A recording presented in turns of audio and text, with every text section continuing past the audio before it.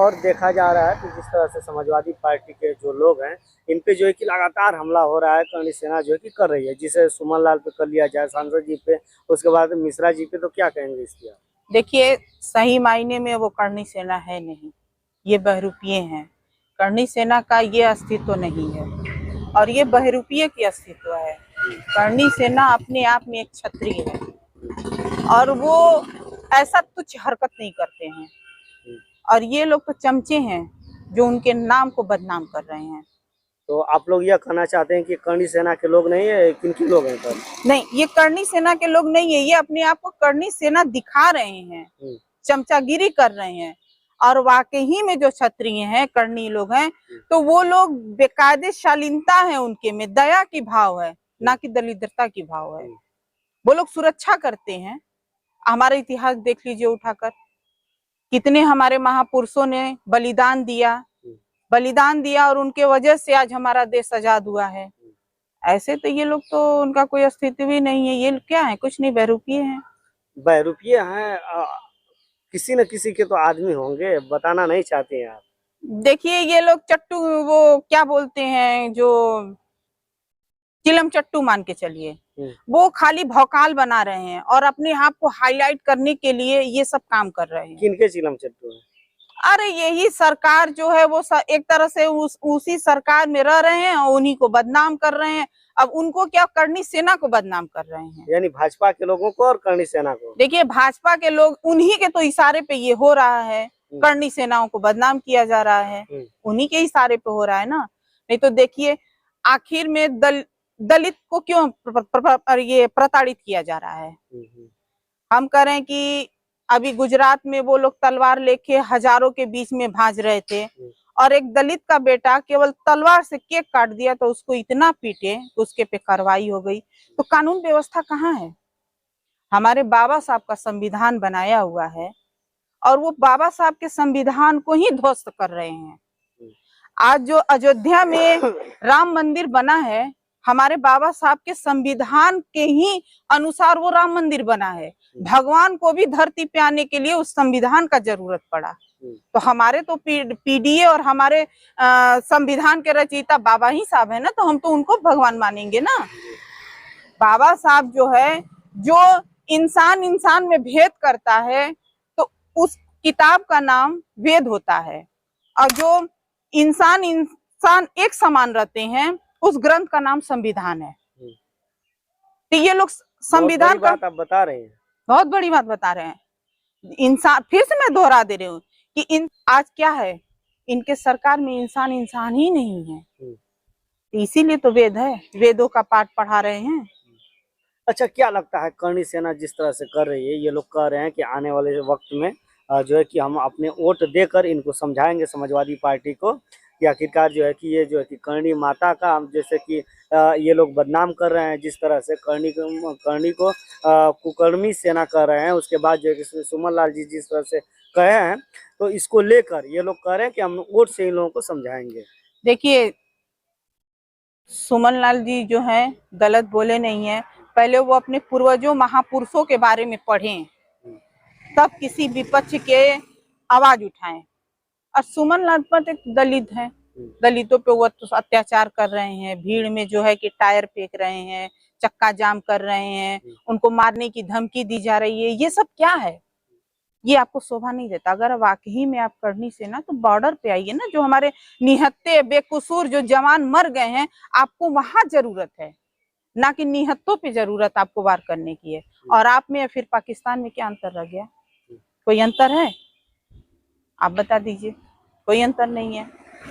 ये लोग देश विरोधी हैं क्या?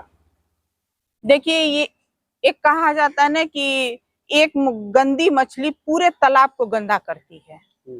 तो यही जो छुट्टे हैं, चंद वो लंजू पंजू हैं, वो पूरे करनी सेना को बदनाम कर रहे हैं। आज हमारे पार्टी में भी बहुत सारे लोग हैं क्षत्रिय वंश के हैं, उनके में तो मैं ये सब कहीं जज्बा और ये सब बदले की भावना में देख ही नहीं रही हूँ। वो हमारे साथ कदम पे कदम चला के साथ में चल रहे हैं। तो आने वाला 27 में जो है कि इसका प्रभाव नहीं पड़ेगा? आने वाले 27 में इसका कोई प्रभाव नहीं पड़ा। आने वाले सरकार में हम लोग की सरकार बनेगी, पीडीए की सरकार बनेगी। माननीय राष्ट्रीय अध्यक्ष जी मुख्यमंत्री बनेंगे हमारे। यानी कि मुख्यमंत्री उत्तर प्रदेश के अखिलेश यादव जी बने जी। आने वाले 27 तो में प्रकाश राजभर कह रहे हैं कि उनके लड़के कह रहे हैं कि आप राजभर समाज के सभी लोग जो है कि हमारा साथ दीजिए और आने वाला समय जो है वो उत्तर प्रदेश में राजा जो है ओम प्रकाश राजभर होंगे, यानी मुख्यमंत्री ओम प्रकाश राजभर। आप देखिए वो पलटू चाचा का कोई भरोसा नहीं है, राजभर का तो कोई अस्तित्व नहीं है। वो अवसरवादी है, नहीं है, अवसरवादी है। प्रकाश राजभर का अस्तित्व नहीं, राजभर का अस्तित्व नहीं, राजभर का अस्तित्व नहीं है। ओम प्रकाश राजभर की नहीं बात कर रहे हैं, राजभर की हम बात कर रहे हैं। किस राजभर की? अरे वही जो है पियरकी चाचा की बात कर रहे हैं। अच्छा, ओम प्रकाश राजभर की। हाँ, पियरकी चाचा की बात कर रहे हैं। अभी कुछ दिन पहले जो हमारा गठबंधन था तो हमारे साथ थे, फिर जब उनकी सरकार बन गई तो उनके साथ हो गए।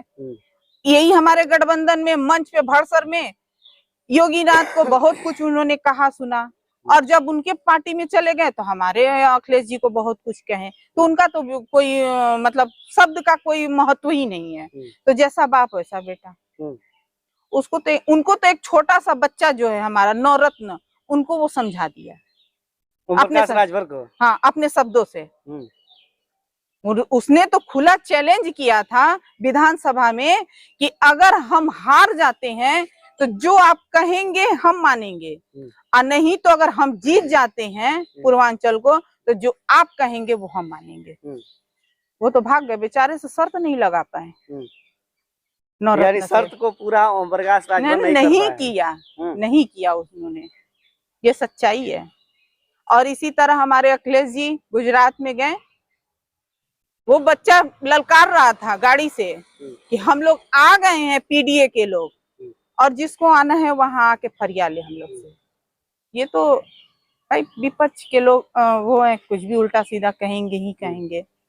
यानी ओम प्रकाश राजभर के में जो है कि क्या लोग उनके जो वोटर्स हैं वो समर्थन नहीं देते हैं क्या बढ़िया से कि नहीं बन सकते ओम प्रकाश राजभर मुख्यमंत्री?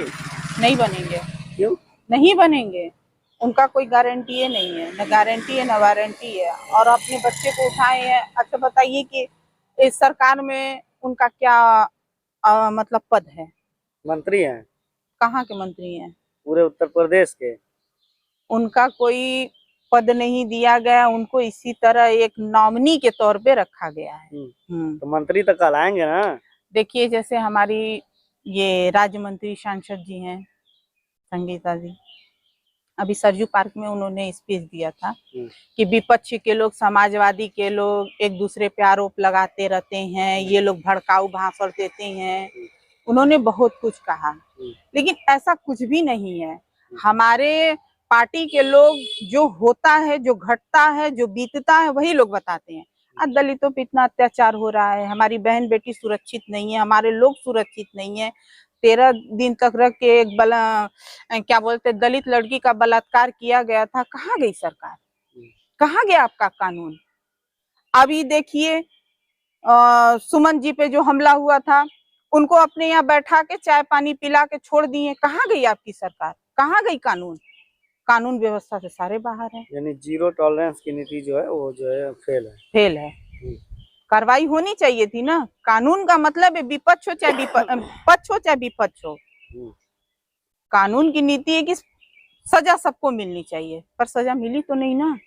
अपने यहाँ बैठा के कोतवाली में चाय पानी पिला के छोड़ दिए, ये सही था? आज जो हमारी महिलाएं हैं, रेप हो रहा है, बलात्कार हो रहा है, उनके साथ छिड़कानियां हो रही हैं, ये अंधा कानून है, इसका कोई प्रयोग ही नहीं हो रहा है। एकदम ध्वस्त हो गई है कानून व्यवस्था। आने वाले समय में उत्तर प्रदेश के मुखिया जो है कि कौन बनेगा? आने वाले समय में हमारा पीडीए सरकार बनेगा। चलिए साथियों, जो है कि आप लोग बताइएगा कि आखिरकार उत्तर प्रदेश में जो इस समय माहौल है, इसको देखते हुए क्या लगता है कि 27 के चुनाव में किसका माहौल है, कौन मुख्यमंत्री बन सकता है? आप लोग जरूर कमेंट करिए। बहुत बहुत धन्यवाद।